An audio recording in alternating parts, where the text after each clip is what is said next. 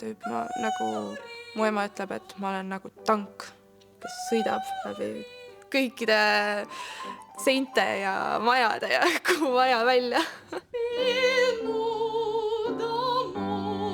Ma tegelen spordiga ehk mäesuusatamisega, divinguga, rulluisutamisega, sõidan kartidega, samas mulle meeldib püssi lasta, käin jooksmas, tegelen joogaga, samuti ma tegelen lastega, ma olen lapsehoidja ning õpetan lastele muusikat, annan eratunde keeltes, õpin ise keeli. Ma tahan oma elu sees osata kindlasti 10 keelt.